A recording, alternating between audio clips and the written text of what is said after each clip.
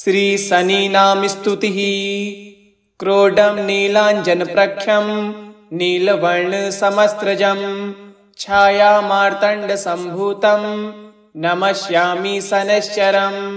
नमोऽर्कपुत्राय शनैश्चराय निहारवर्णाञ्जनमेचकाय श्रुत्वा रहस्यं भवकामदस्य फलप्रदो मे भव सूर्यपुत्र।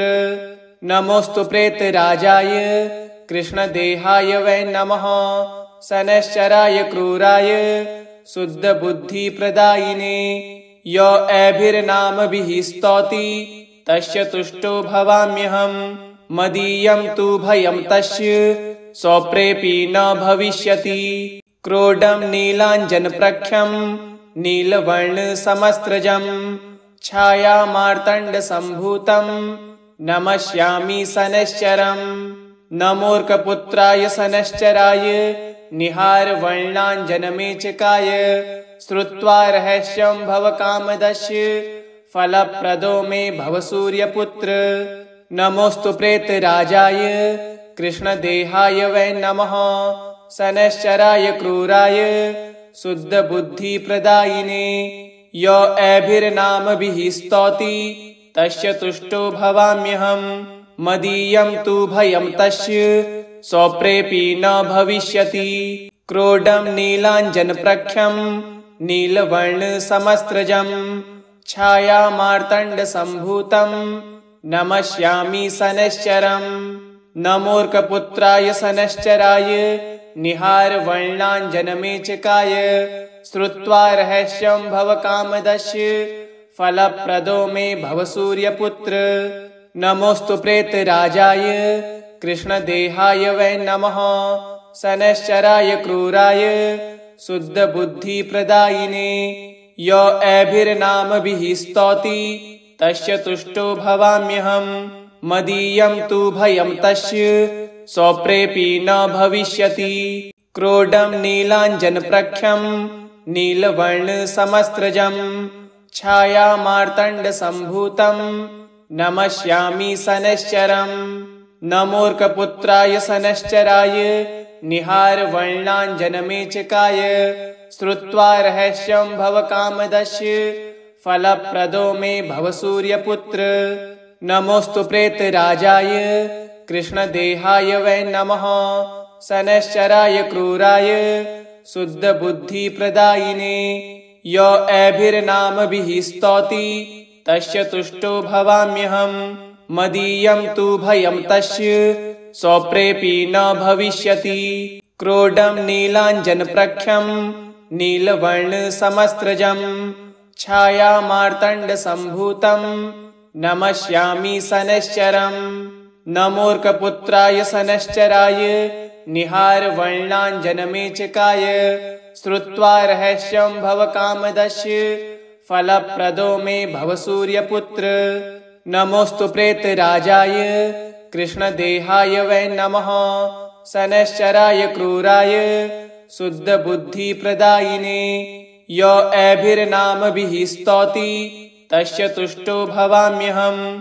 मदीयं तु भयं तस्य स्वप्रेऽपि न भविष्यति। क्रोडं नीलाञ्जनप्रख्यं नीलवर्णसमस्त्रजं छायामार्तण्डसम्भूतं नमस्यामि शनैश्चरम्। नमोऽर्कपुत्राय शनैश्चराय निहारवर्णाञ्जनमेचकाय श्रुत्वा रहस्यं भवकामदस्य फलप्रदो मे भव सूर्यपुत्र। नमोऽस्तु प्रेतराजाय कृष्णदेहाय वै नमः। शनैश्चराय क्रूराय शुद्धबुद्धिप्रदायिने यो एभिर्नामभिः स्तौति तस्य तुष्टो भवाम्यहम्। मदीयं तु भयं तस्य स्वप्रेऽपि न भविष्यति। क्रोडं नीलाञ्जनप्रख्यं नीलवर्णसमस्त्रजं छायामार्तण्डसम्भूतं नमस्यामि शनैश्चरम्। नमोऽर्कपुत्राय शनैश्चराय निहारवर्णाञ्जनमेचकाय श्रुत्वा रहस्यं भवकामदस्य फलप्रदो मे भव सूर्यपुत्र। नमोऽस्तु प्रेतराजाय कृष्णदेहाय वै नमः। सनश्चराय क्रूराय शुद्धबुद्धिप्रदायिने यो एभिर्नामभिः स्तौति तस्य तुष्टो भवाम्यहम् मदीयं तु भयं तस्य स्वप्रेऽपि न भविष्यति। क्रोडं नीलाञ्जनप्रख्यं नीलवर्णसमस्त्रजं छायामार्तण्डसम्भूतं नमस्यामि शनैश्चरम्। नमोऽर्कपुत्राय शनैश्चराय निहारवर्णाञ्जनमेचकाय श्रुत्वा रहस्यं भवकामदस्य फलप्रदो मे भव सूर्यपुत्र। नमोऽस्तु प्रेतराजाय कृष्णदेहाय वै नमः शनैश्चराय क्रूराय शुद्धबुद्धिप्रदायिने यो एभिर्नामभिः स्तौति तस्य तुष्टो भवाम्यहम् मदीयं तु भयं तस्य स्वप्रेऽपि न भविष्यति। क्रोडं नीलाञ्जनप्रख्यं नीलवर्णसमस्त्रजं छायामार्तण्डसम्भूतं नमस्यामि शनैश्चरम्। नमोऽर्कपुत्राय शनैश्चराय निहारवर्णाञ्जनमेचकाय श्रुत्वा रहस्यं भवकामदस्य फलप्रदो मे भव सूर्यपुत्र। नमोऽस्तु प्रेतराजाय कृष्णदेहाय वै नमः शनैश्चराय क्रूराय शुद्धबुद्धिप्रदायिने यो एभिर्नामभिः स्तौति तस्य तुष्टो भवाम्यहम् मदीयं तु भयं तस्य स्वप्रेऽपि न भविष्यति। क्रोडं नीलाञ्जनप्रख्यं नीलवर्णसमस्त्रजं छायामार्तण्डसम्भूतं नमस्यामि शनैश्चरम्। नमोऽर्कपुत्राय शनैश्चराय निहारवर्णाञ्जनमेचकाय श्रुत्वा रहस्यं भवकामदस्य फलप्रदो मे भव सूर्यपुत्र। नमोऽस्तु प्रेतराजाय कृष्णदेहाय वै नमः शनैश्चराय क्रूराय शुद्धबुद्धिप्रदायिने यो एभिर्नामभिः स्तौति तस्य तुष्टो भवाम्यहम् मदीयं तु भयं तस्य स्वप्रेऽपि न भविष्यति। क्रोडं नीलाञ्जनप्रख्यं नीलवर्णसमस्त्रजं छायामार्तण्डसम्भूतं नमस्यामि शनैश्चरम्। नमोऽर्कपुत्राय शनैश्चराय निहारवर्णाञ्जनमेचकाय श्रुत्वा रहस्यं भवकामदस्य फलप्रदो मे भव सूर्यपुत्र। नमोऽस्तु प्रेतराजाय कृष्णदेहाय वै नमः शनैश्चराय क्रूराय शुद्धबुद्धिप्रदायिने यो एभिर्नामभिः स्तौति तस्य तुष्टो भवाम्यहम् मदीयं तु भयं तस्य स्वप्रेऽपि न भविष्यति। क्रोडं नीलाञ्जनप्रख्यं नीलवर्णसमस्त्रजं छायामार्तण्डसम्भूतं नमस्यामि शनैश्चरम्। नमोऽर्कपुत्राय शनैश्चराय निहारवर्णाञ्जनमेचकाय श्रुत्वा रहस्यं भवकामदस्य फलप्रदो मे भव सूर्यपुत्र। नमोऽस्तु प्रेतराजाय कृष्णदेहाय वै नमः शनैश्चराय क्रूराय शुद्धबुद्धिप्रदायिने यो एभिर्नामभिः स्तौति तस्य तुष्टो भवाम्यहम् मदीयं तु भयं तस्य स्वप्रेऽपि न भविष्यति। क्रोडं नीलाञ्जनप्रख्यं नीलवर्णसमस्त्रजं छायामार्तण्डसम्भूतं नमस्यामि शनैश्चरम्। नमोऽर्कपुत्राय शनैश्चराय निहारवर्णाञ्जनमेचकाय श्रुत्वा रहस्यं भवकामदस्य फलप्रदो मे भव सूर्यपुत्र।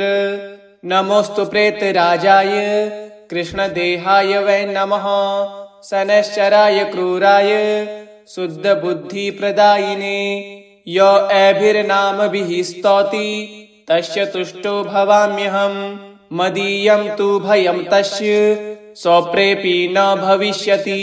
क्रोडं नीलाञ्जनप्रख्यं नीलवर्णसमस्त्रजं छायामार्तण्डसम्भूतं नमस्यामि शनैश्चरम्। नमोऽर्कपुत्राय शनैश्चराय निहारवर्णाञ्जनमेचकाय श्रुत्वा रहस्यं भवकामदस्य फलप्रदो मे भव सूर्यपुत्र। नमोस्तु प्रेतराजाय कृष्णदेहाय वै नमः शनैश्चराय क्रूराय शुद्धबुद्धिप्रदायिने। यो एभिर्नामभिः स्तौति तस्य तुष्टो भवाम्यहम्। मदीयं तु भयं तस्य स्वप्रेऽपि न भविष्यति। क्रोडं नीलाञ्जनप्रख्यं नीलवर्णसमस्त्रजं छायामार्तण्डसम्भूतं नमस्यामि शनैश्चरम्। नमोऽर्कपुत्राय शनैश्चराय निहारवर्णाञ्जनमेचकाय श्रुत्वा रहस्यं भवकामदस्य फलप्रदो मे भव सूर्यपुत्र। नमोस्तु प्रेतराजाय कृष्णदेहाय वै नमः शनैश्चराय क्रूराय शुद्धबुद्धिप्रदायिने। यो एभिर्नामभिः स्तौति तस्य तुष्टो भवाम्यहम्। मदीयं तु भयं तस्य स्वप्रेऽपि न भविष्यति। क्रोडं नीलाञ्जनप्रख्यं नीलवर्णसमस्त्रजं छायामार्तण्डसम्भूतं नमस्यामि शनैश्चरम्।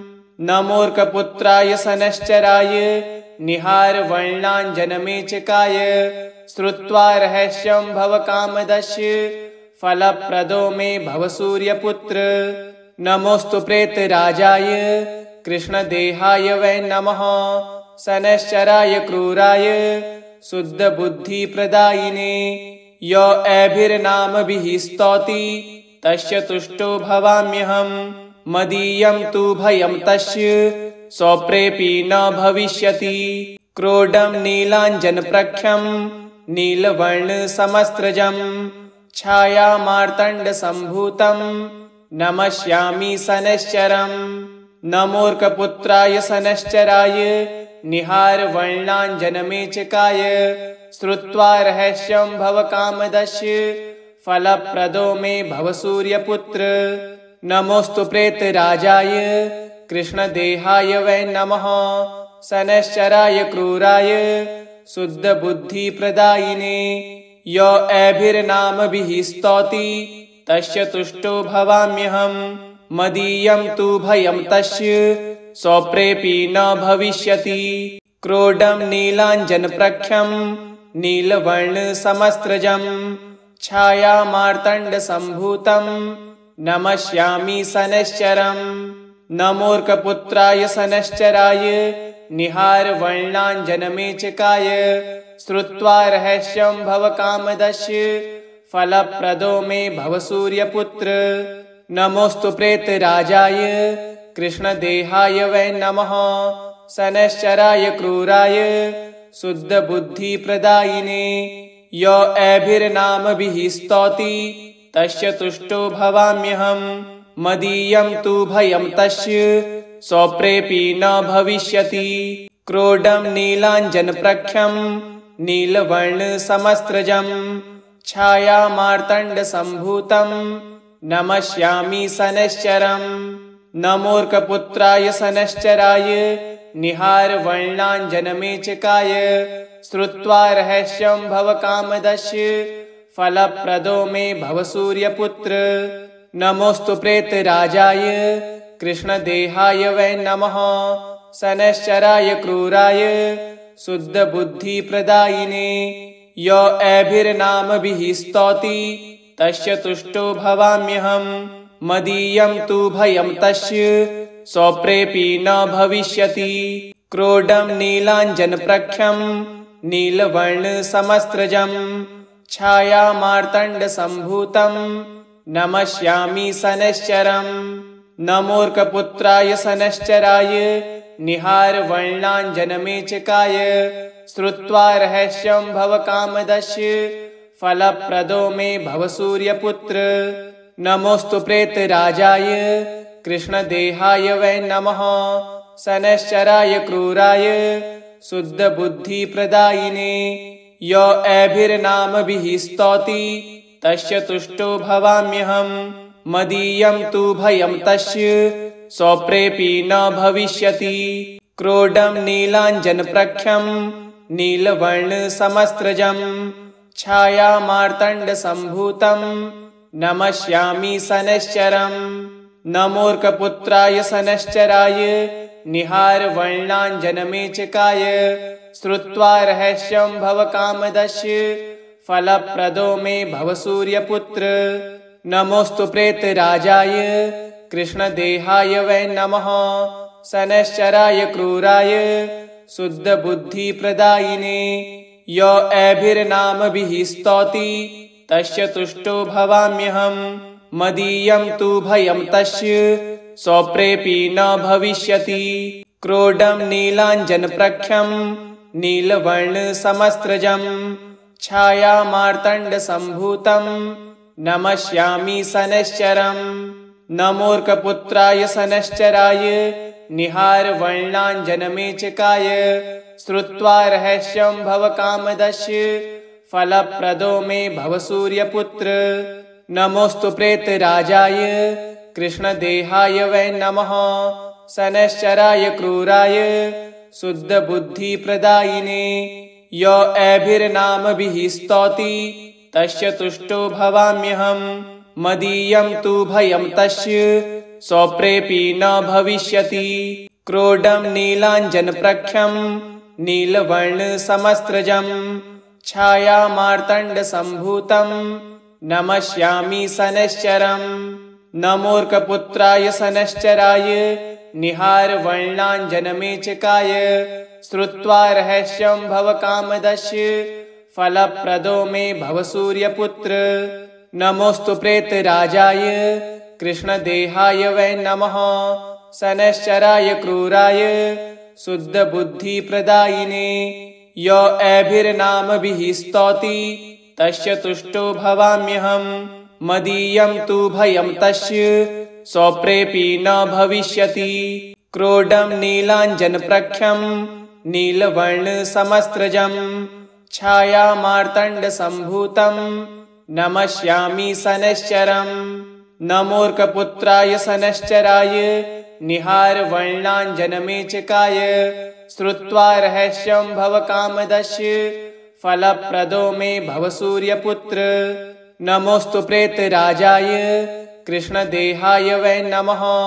शनैश्चराय क्रूराय शुद्धबुद्धिप्रदायिने य एभिर्नामभिः स्तौति तस्य तुष्टो भवाम्यहम्।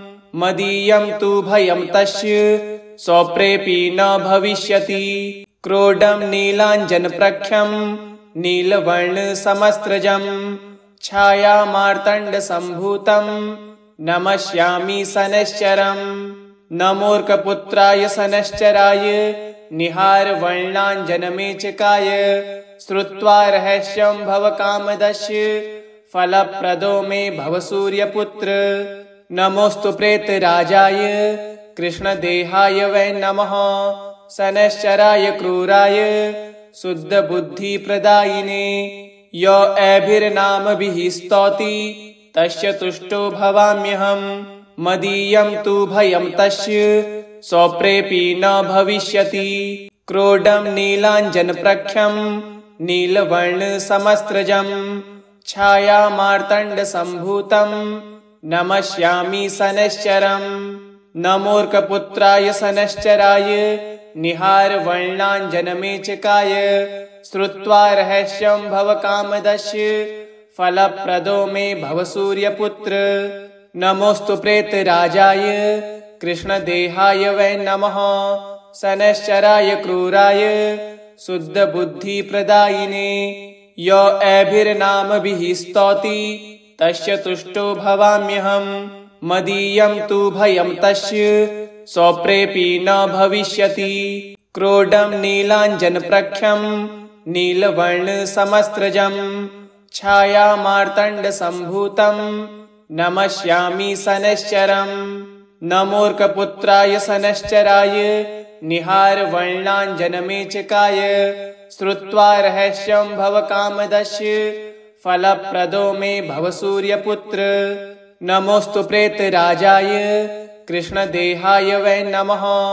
शनैश्चराय क्रूराय शुद्धबुद्धिप्रदायिने य एभिर्नामभिः स्तौति तस्य तुष्टो भवाम्यहम् मदीयं तु भयं तस्य स्वप्रेऽपि न भविष्यति। क्रोडं नीलाञ्जनप्रख्यं नीलवर्णसमस्त्रजं छायामार्तण्डसम्भूतं नमस्यामि शनैश्चरम्। नमोऽर्कपुत्राय शनैश्चराय निहारवर्णाञ्जनमेचकाय श्रुत्वा रहस्यं भवकामदस्य फलप्रदो मे भव सूर्यपुत्र। नमोऽस्तु प्रेतराजाय कृष्णदेहाय वै नमः शनैश्चराय क्रूराय शुद्धबुद्धिप्रदायिने। य एभिर्नामभिः स्तौति तस्य तुष्टो भवाम्यहम् मदीयं तु भयं तस्य स्वप्रेऽपि न भविष्यति। क्रोडं नीलाञ्जनप्रख्यं नीलवर्णसमस्त्रजं छायामार्तण्डसम्भूतं नमस्यामि शनैश्चरम्। नमोऽर्कपुत्राय शनैश्चराय निहारवर्णाञ्जनमेचकाय श्रुत्वा रहस्यं भवकामदस्य फलप्रदो मे भव सूर्यपुत्र। नमोऽस्तु प्रेतराजाय कृष्णदेहाय वै नमः शनैश्चराय क्रूराय शुद्धबुद्धिप्रदायिने। य एभिर्नामभिः स्तौति तस्य तुष्टो भवाम्यहम् मदीयं तु भयं तस्य स्वप्रेऽपि न भविष्यति।